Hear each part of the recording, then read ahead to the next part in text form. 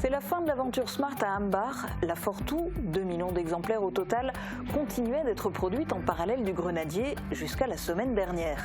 Le dernier exemplaire de la petite citadine a eu droit à une aide d'honneur au cours d'une cérémonie pour tourner définitivement la page Smart. Pour les 1200 salariés, l'histoire continue désormais uniquement avec Ineos Automotive. Le conseil de la communauté de communes du Pays de Bitche s'est réuni une nouvelle fois pour parler des budgets. Le bilan de l'année 2023 et les orientations financières pour l'année à venir ont été discutés. L'avenir de l'ancien lycée-collège Saint-Augustin de Bitche a aussi été évoqué. 18e édition de la chasse aux œufs au Jardin pour la Paix à Bitche. Quelques 500 personnes y ont participé. Pour obtenir des œufs en chocolat, il ne fallait pas les trouver, mais les mériter en participant aux ateliers. Construction, quiz et jeux en bois étaient au programme. Première chasse aux œufs à Sarreguemines, organisée par MG Confiserie et 44 commerces du centre-ville. 650 œufs étaient cachés dans le parc municipal et dans le parc du casino. La plupart étaient en chocolat, d'autres donnaient droit à des surprises ou à des bons d'achat dans les commerces participants. Tournée manège, la fête foraine de Pâques est installée sur le parking de la Grande Armée à Sarreguemines jusqu'au 14 avril. Attractions pour petits et grands et stands de friandises sont ouverts tous les jours.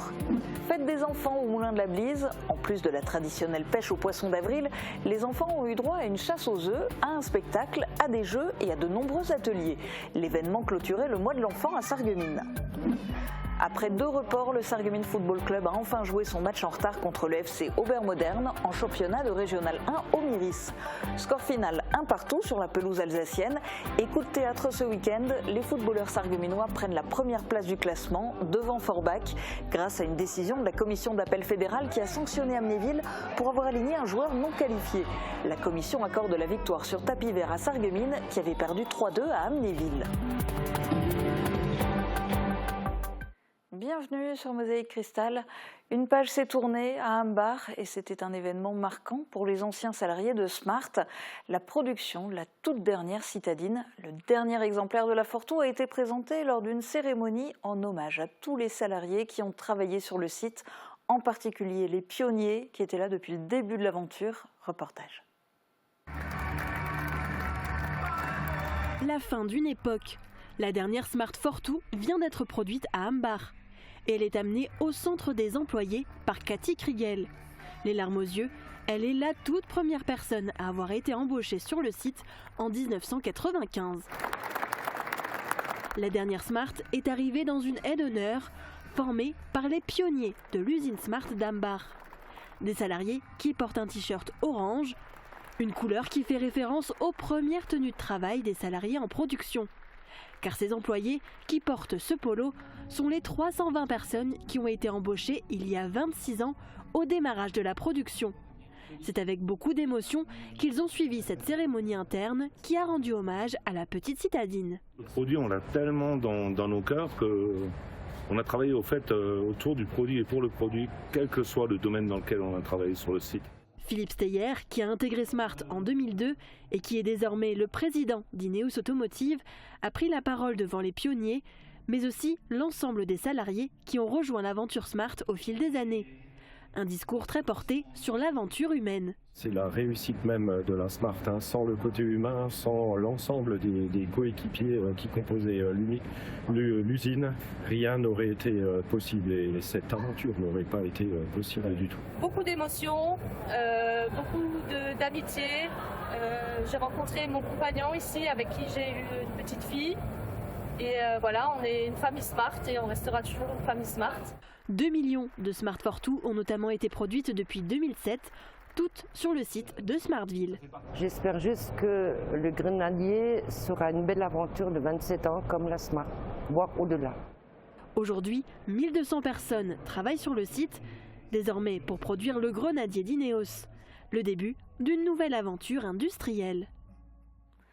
Pendant quelques 26 années, la Smart aura été construite à Ambar, un véhicule micro-compact, fruit du travail de Swatch et Mercedes. Au total, plus de 2 millions d'exemplaires ont été produits à Ambar. Retour sur une histoire mouvementée dans ce reportage de Guillaume Dumonteil. On était devant le télécopieur parce qu'on savait que la décision devait intervenir aux environs de 11 h. Le conseil d'administration de Mercedes s'étant réuni à cette heure-là. Et bien sûr, ça a été un grand soulagement lorsque effectivement on a vu apparaître le message comme quoi le site d'Ambar avait été retenu. Et ce n'était pas forcément gagné à l'époque, car 70 sites étaient en concurrence avec Ambar. Cette première annonce a eu l'effet d'une gigantesque bouffée d'oxygène pour la région, tant elle était synonyme d'atouts économiques durables et de très nombreuses créations d'emplois. Édouard Balladur est présent le 14 octobre 1995 pour la pose de la première pierre. 18 mois après, Smartville est construite. Le 27 octobre 1997, Jacques Chirac et Helmut Kohl inaugurent l'usine. Au mois de juillet 1998, les premières voitures sont produites. Ce véhicule micro-compact, fruit du travail de Swatch et Mercedes, avait ni plus ni moins comme mission de révolutionner le monde de l'automobile. Cette histoire industrielle est également celle de milliers d'hommes et de femmes qui participent à sa production. Fin 1999, il y a 2000 collaborateurs sur le site. Différents modèles seront produits, notamment le Roadster et la Fortwo coupé et cabriolet. On retiendra un virage majeur pris en 2009 avec la présentation de la Smart Electric Drive, commercialisée à partir d'octobre 2012. Daimler s'engage en faveur d'un mode de locomotion moins polluant. Eux aussi avaient dû prendre un engagement, les salariés de l'entreprise. En 2015, ils avaient accepté de travailler 39 heures payées 37 en échange d'un maintien de l'emploi à Ambar. Il s'agissait du pacte 2020, approuvé massivement. Mai 2018, nouveau coup de théâtre avec l'annonce de la production d'un SUV électrique Mercedes à Ambar. Une nouvelle reçue une nouvelle fois avec un grand enthousiasme par l'ensemble des acteurs économiques du territoire. La pérennité des emplois sur le site semblait alors assurée. Le 20e anniversaire de la citadine n'en était que plus merveilleux, comme en témoignent ces images de juin 2018. Premier nuage à l'horizon, l'annonce en mars 2019 de la délocalisation de la production de la Smart en Chine. Pas grave, il reste la production du SUV Mercedes et les 500 millions d'euros d'investissement sont là pour assurer les salariés. L'avenir du site est garanti.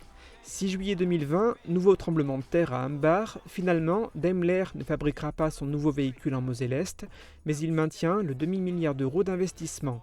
Le groupe britannique Ineos rachète finalement le site pour construire son tout premier véhicule, un mastodonte, le Grenadier. Sa production en série débute en octobre 2022. En parallèle, la fabrication de la Smart a continué jusqu'à la semaine dernière. Avant d'être le président d'Ineos Automotive, Philippe Steyer a rejoint l'aventure Smart dès 2002. La cérémonie de la dernière Fortwo était aussi un moment émouvant pour lui. On a recueilli son témoignage lors de l'arrivée de la toute dernière Smart produite à Ambar. C'est une page qui se tourne, c'est une page qui se tourne pour le site, pour le personnel. 26 ans de construction de cette voiture, c'est quelque chose. Et pour vous aussi personnellement, parce que finalement l'aventure a démarré en 98, vous êtes arrivé juste après, en 2002 ? Oui, j'ai quasiment débuté ma carrière ici en 2002. Il y a aussi beaucoup d'émotions de mon côté par rapport à ça. J'ai beaucoup appris les 25 dernières années au contact de cette voiture et au contact de cette équipe. Donc forcément, oui, il y a beaucoup d'émotions. Voilà. Et aujourd'hui, l'avenir, c'est avec le Grenadier. Ça veut dire aussi qu'on passe quelque part d'un extrême à l'autre, de la petite citadine au véhicule qui est absolument tout-terrain. Alors c'est vrai que sur le papier, on est aux antipodes en termes de produits, entre la petite citadine électrique de moins de 3 mètres et le 4x4 de franchissement de 2,7 tonnes en thermique, essence ou diesel. C'est clair que on est sur une palette qui est très large.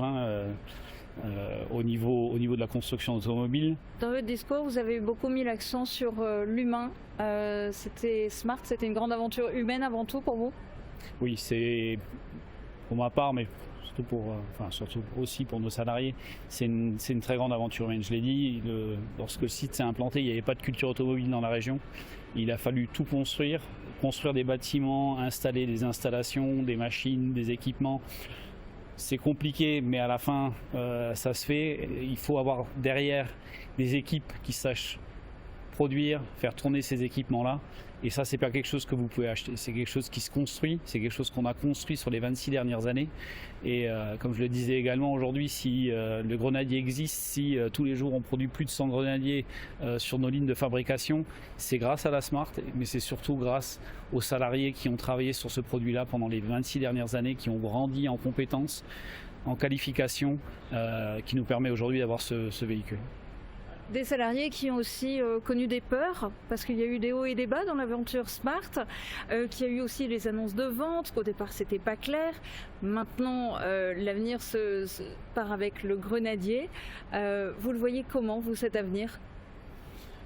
Bon, vous l'avez dit, des hauts et des bas, oui, c'est une aventure qui a été compliquée, avec des phases de très bien, des phases de moins bien. C'est aussi, je dirais, l'industrie automobile qui veut ça, avec des cycles, avec une demande de clients qui n'est pas forcément toujours celle que vous pouvez attendre. Donc voilà, ça aussi c'est une expérience qu'on a accumulée les dernières années, qui nous aidera aussi à franchir potentiellement des hauts et des bas qu'on rencontrera aussi avec ce véhicule-là. Mais de nouveau, l'expérience acquise à cet endroit-là, je pense que nous aidera à passer aussi ces caps-là. Ça décolle bien, ça décolle suffisamment, le Grenadier ? Alors aujourd'hui, on a, je dirais en termes d'activité, je disais tout à l'heure, on est à plus de 100 véhicules par jour en production. On est sur un objectif cette année à plus de 20 à 25 000 unités produites. Donc aujourd'hui, oui, ça se passe bien. Oui. Retour maintenant sur le dernier conseil communautaire de la CCPB dans la chronique de Thibaut.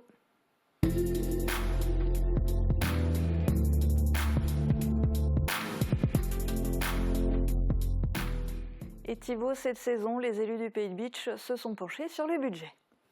Et oui, et comme pour le conseil municipal de Bitche, Marc-Antoine Vincent, consultant pour le bureau d'études Challenge Public, était présent pour présenter tout d'abord le bilan de l'année 2023. La CCPB finit l'année 2023 en excédent à plus de 6 400 000 €, dû à des fortes augmentations des dépenses, mais aussi à les fortes augmentations des dépenses par rapport à l'inflation, mais d'un autre côté, des recettes qui ont augmenté aussi avec la croissance de la fiscalité directe.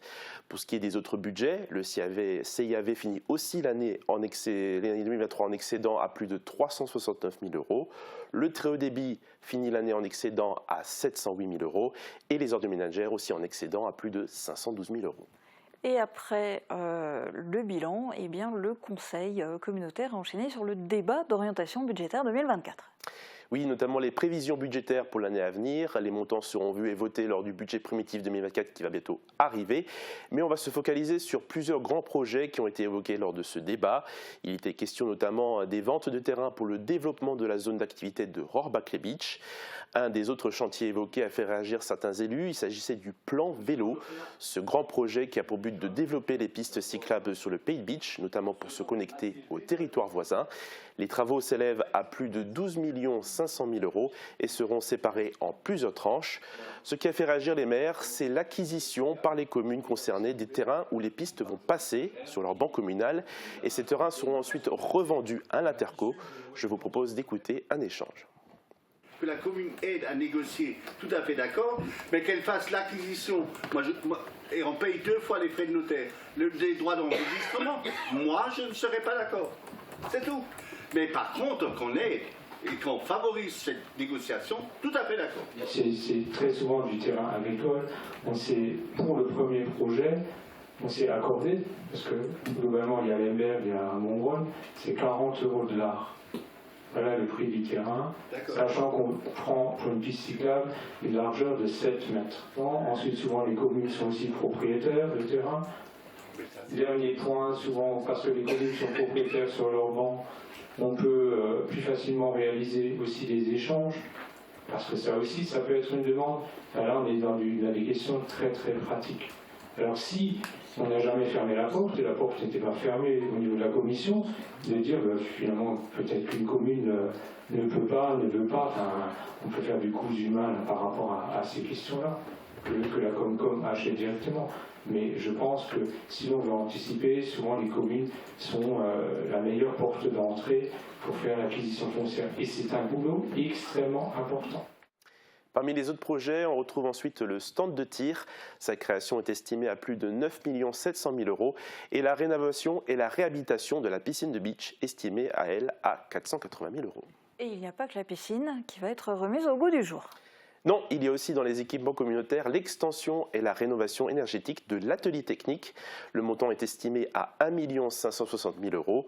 Le maire de Walchbronn, Christian Schwalbach, a demandé des précisions sur ce point. Moi, ça me choque aujourd'hui quand même de réinvestir 1,5 million, sachant qu'on a déjà acheté ce bâtiment à un certain prix. Il aurait peut-être été judicieux de construire quelque chose de neuf et pouvoir profiter pleinement d'un financement.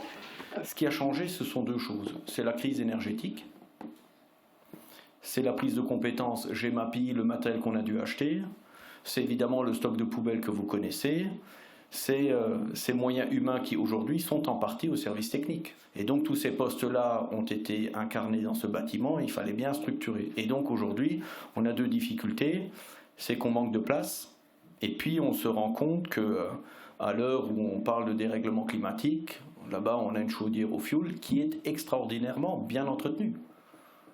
Et je crois que dans nos communes et chacun chez lui a de temps en temps même changé une chaudière qui n'était pas vieille. Et donc aujourd'hui ce sont des moyens financiers fonds verts qui sont octroyés, c'est avant tout déjà une rénovation énergétique. Et donc aujourd'hui on est dans cette démarche-là parce que oui, la régie communautaire s'est agrandie, parce que les services communautaires se sont agrandis. Et puis le dernier point, je crois que c'est aussi, cela a été dit tout à l'heure, un signal positif qu'on donne aux équipes. Les projets sont passés au fur et à mesure en revue, notamment la sécurisation aux abords des collèges ou encore la réhabilitation énergétique de la médiathèque Joseph Schaeffer. Et un autre bâtiment a fait son apparition dans les débats, le Saint-Augustin à Bitche. De quoi a-t-il été question ? Alors je vais juste rappeler le contexte. La CCPB avait validé un partenariat lors du conseil du 12 mars avec l'établissement public foncier du Grand Est, le PFGE, sous la forme d'une convention. Une réalisation d'une étude de stratégie foncière est aussi prévue pour déterminer ce qu'on appelle les lieux à enjeux provisoires. Et c'est le PFGE qui va s'assurer de la maîtrise des parcelles et des immeubles concernés. La convention est d'une durée de 5 ans et peut se renouveler si les conditions sont réunies. Alors avant même la validation définitive de ces fameux périmètres à enjeu, 2 sites ont déjà été identifiés, l'orfèvrerie à Berenthal et l'ancien lycée-collège épiscopal Saint-Augustin de Bitche. C'est un bâtiment construit en 1926 qui a été fermé en 2012. On parle quand même d'un ensemble bâti de plus de 30 000 mètres carrés. La ville de Bitche et la CCPB souhaitent trouver des projets de développement pour ce lieu à l'abandon. C'est donc le PFGE qui va acheter le site et qui essaiera de trouver des projets pour son développement futur. La CCPB aura son mot à dire sur les projets qu'elle validera ou non. Et la Comcom s'engage ensuite à racheter les biens au plus tard le 30 juin 2029. Le président a précisé quelques informations sur ce point. C'est le PFGE qui a déjà validé au niveau du conseil d'administration sa capacité à acheter. Parce que l'objectif, ce n'est pas que la collectivité achète. L'objectif, c'est que nous puissions être associés dans la définition de ce qui se passera au Saint-Augustin. Nous avons aujourd'hui un certain nombre de gens qui veulent acheter. La difficulté, si nous ne sommes pas engagés, nous n'avons aucune prise dans ce qui se passera sur cet espace là-bas. Alors il y a de la ZAD, il y a de l'appart-hôtel, enfin voilà, la liste est longue. Et donc ce qui vous est proposé, c'est de solliciter le PFGE pour qu'ils achètent 500 000 €. Le PFGE, naturellement, prend un certain nombre de garanties, puisque si nous ne sommes pas d'accord que le PFGE vende à tel ou tel projet, ils veulent avoir la garantie que, ok, on vend à personne. Mais vous reprenez ensuite, dans 5 ans ou dans 10 ans, convention renouvelable 2 fois, et les exemples sont nombreux où la convention a été renouvelée 2 fois sur les territoires de Moselle ou d'ailleurs. Et donc l'objectif aujourd'hui, c'est aussi d'avoir l'assurance que la collectivité puisse mesurer ce qu'on y fera, que la collectivité puisse avoir, dans le cadre de la négociation du PLUI, la capacité de dire « permettez-nous ici de développer sur du terrain agricole ».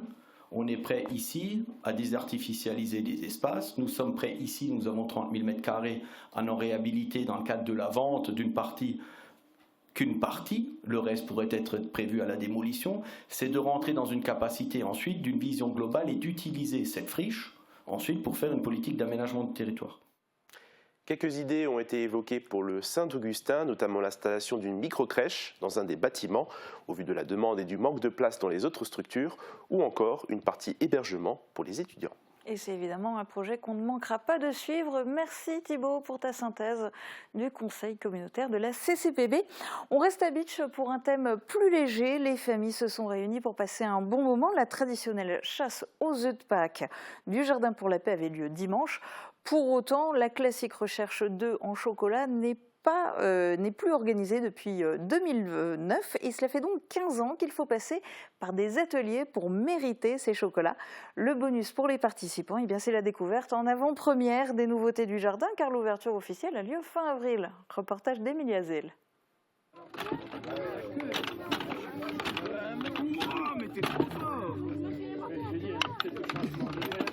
Le lapin de Pâques était très joueur dimanche matin et les enfants étaient ravis de le rencontrer, peut-être trop par moment.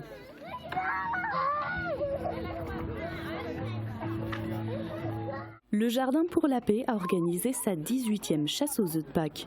Le public était au rendez-vous, 500 personnes ont passé les grilles du jardin. 6 ateliers étaient installés contre 4 les années précédentes. Il n'y a pas seulement les enfants qui se sont amusés, les adultes aussi ont passé un bon moment.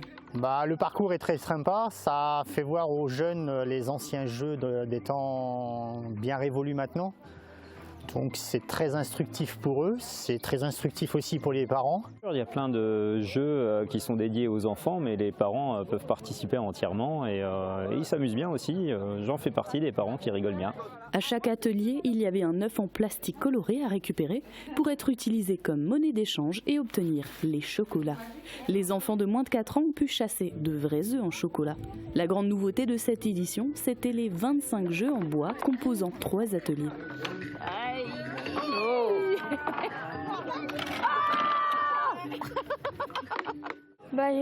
J'ai tout aimé parce qu'il y avait plein de trucs. Les jeux en bois, ils étaient plutôt bien parce que la diversité de chacun, j'ai bien aimé. Alors déjà c'est les ateliers parce que je croyais que c'était juste une chasse aux œufs normale, mais il y a plein de jeux en bois et il y a plein d'enquêtes, d'énigmes, j'adore ça. Avec Chris et Schengel, les enfants pouvaient fabriquer des animaux en origami, des bombes de graines et des Zoya, un système d'irrigation souterrain. Donc la première étape, ça va être de coller les 2 pots qu'on mettra sous terre, mais l'étape la plus marrante, c'est la décoration du pot qui va être à l'extérieur. Okay, donc vous aurez la peinture et plein de petits objets à coller, les fleurs. Il y avait aussi un quiz nature à remplir pour espérer gagner le gros lot. À Sarreguemines, c'était une première. Les commerçants du centre-ville se sont unis sous la houlette de MG Confiserie pour organiser samedi une chasse aux œufs. Ils étaient cachés dans 2 parcs de la ville. La chasse a réuni de nombreuses familles. Emilia Zell les a filmées dans leur quête. Samedi après-midi, nombreux étaient les enfants accompagnés de leurs parents pour partir à la chasse aux œufs de Pâques.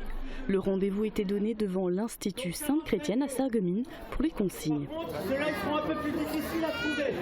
On va chercher le tronc d'arbres, des buissons, des murs.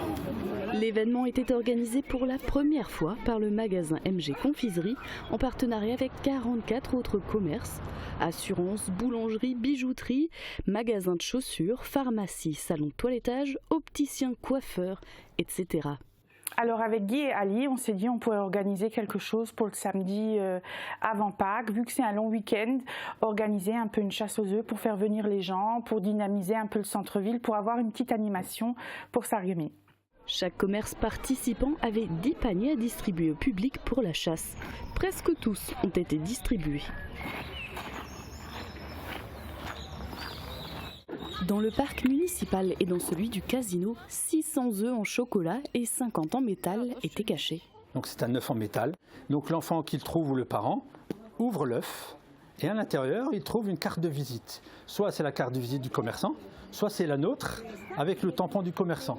Et à ce moment-là, on va chez le commerçant, on lui rapporte la carte et le commerçant lui remet son lot qu'il a gagné. Quelques œufs ont ensuite été cachés au centre-ville pour ceux qui n'avaient pas pu en trouver dans les parcs. Malgré tout, certains sont repartis bredouilles. Les chasseurs les plus motivés ont rapidement su trouver les cachettes. Est-ce que cet après-midi, tu as été un bon chasseur d'œufs? Franchement, oui, j'en ai trouvé vraiment beaucoup. Ah ben je pense que oui, ils en ont trouvé 38 à 3 enfants. Le savoir qu'on trouve plein d'œufs et tout, après on les mange, ça fait du bien. Les organisateurs souhaiteraient renouveler l'événement l'année prochaine. À Sarreguemines, Pâques ne rime pas seulement avec chocolat, mais aussi avec manège. La fête foraine de Pâques est de retour dans la cité faïencière pour un peu plus de 2 semaines de bonheur.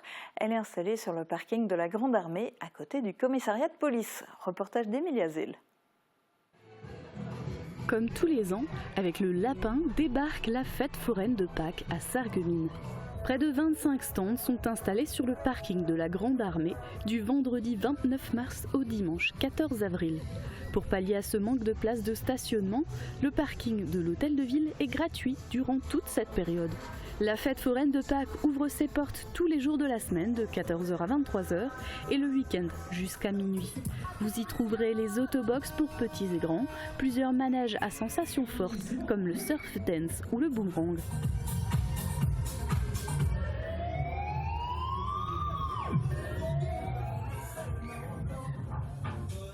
Il y a aussi des machines à pince et pour les plus jeunes, les chaises volantes, le trampoline, les waterballs, la pêche au canard et bien d'autres. Les bonbons, les crêpes ou encore la barbe à papa attendent les plus gourmands. À Sarreguemines, le 1er avril est la journée des enfants et ce n'est pas un poisson. Depuis 2010, les bambins et leurs parents ont l'habitude de se rendre au Moulin de la Blise pour participer à de nombreuses activités. Illustration hier après-midi où les enfants pouvaient mener l'enquête, chercher des œufs de Pâques ou participer à un cours de sport complètement déjanté. Reportage de Thibaut Desnerlé et Guillaume Diamonteil. Nous, on vient chaque année depuis que Lucas il est petit et puis on adore. C'est un petit rituel après Pâques. Il n'aura suffi que d'une éclaircie hier après-midi pour inciter cette famille à se rendre au Moulin de la Blise. Cette année encore, ils se sont lancés dans la bonne humeur en quête des œufs soigneusement cachés sur le site. Là, il y en a un, là. Tiens, la prends là. Là. Vas-y là, en bleu. Près du four, sur la locomotive, dans le musée, il fallait ouvrir les yeux et bien regarder pour trouver ces œufs. C'était bien, tout, on a couru. On a trouvé tous les œufs. Maintenant, on va pouvoir récolter le trésor. Je suis content. Il était temps ensuite de déguster la récompense. Cette chasse aux œufs n'était pas l'unique moyen d'obtenir une gourmandise. Les apprentis détectives qui avaient su résoudre l'enquête du vol au moulin repartaient également avec du chocolat. D'autres activités étaient aussi proposées aux visiteurs qui pouvaient pêcher, peindre des poissons, jouer au chamboule-tout, jardiner et assister à un spectacle, le tout gratuitement. Cette manifestation permettait de clore dignement l'édition 2024 du Mois de l'Enfant à Sarreguemines. Dans un instant, on se tourne vers l'actualité sportive, mais on regarde d'abord vers le ciel pour un aperçu des prévisions de Météo France pour demain. Couverture, crépissage, peinture et isolation. Avec Moder Habitat, votre maison sera belle et confortable par tous les temps.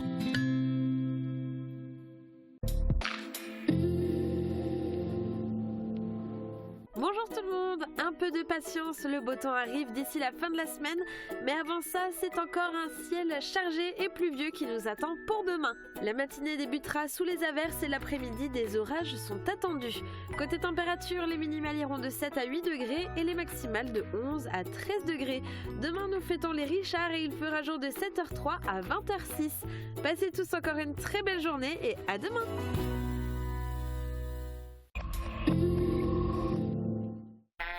Grâce à mes appareils auditifs connectés, plus rien ne m'échappe à la télé. Les aides auditives nouvelle génération se connectent à différents accessoires. Et je ne louperai plus aucun appel de mes petits-enfants. Allô mamie? Comment ça va? Arthur, ouais, je suis trop contente de t'entendre. Avec la connexion Bluetooth, vous pouvez recevoir directement vos appels téléphoniques dans vos appareils auditifs pour une conversation plus claire.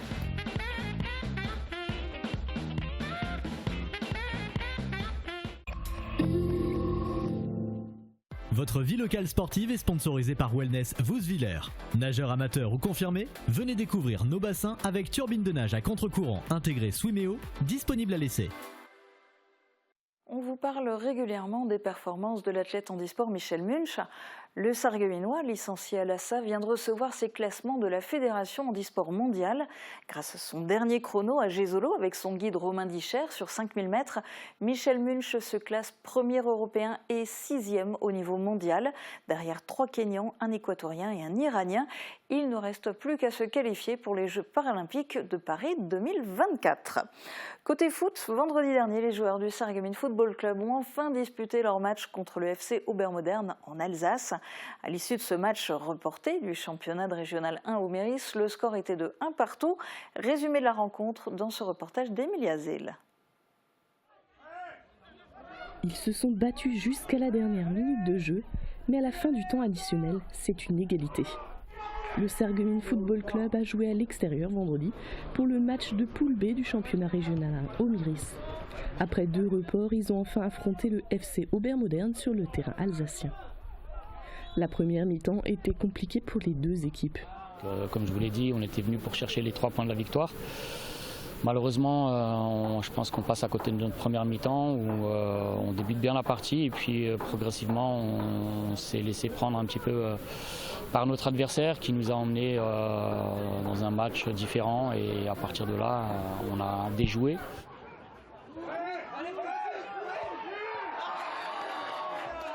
Les Mosellans et les Alsaciens ont tous les 2 reçu un carton jaune, mais c'est le numéro 8 du SFC qui va récolter un carton rouge. En deuxième mi-temps, les joueurs du SFC multiplient les tentatives et c'est sur un pénalty à la 50e minute qu'ils ouvrent le score. C'était mieux en seconde période, mais après à 10 contre 11, on a fait une belle deuxième mi-temps. Malheureusement, sur un coup de pied arrêté, on n'a pas eu la réussite qu'il nous faut pour gagner ce match-là. Face à une équipe de Obermodern qui fait preuve de qualité, de combativité, on partage des points, me paraît équitable. À la 88e minute, le FCO égalise. Le match se termine sur un score d'1-1. Et coup de théâtre, le Sarreguemines Football Club prend la tête du classement. Le SFC est passé premier car la commission d'appel fédéral a sanctionné Amnéville pour avoir aligné un joueur non qualifié, notamment lors de son match face à Sarreguemines. Le SFC obtient la victoire sur tapis vert alors que les Sarregueminois avaient initialement perdu leur match 3-2 à Amnéville. Avec ce retournement de situation, le SFC se retrouve leader de sa poule devant son Forbach de 2 points alors que Sarreguemines a encore un match en retard. Et c'est sur cette bonne nouvelle que s'achève cette émission. Très bonne journée à tous. À demain dès midi sur Mosaïque Cristal.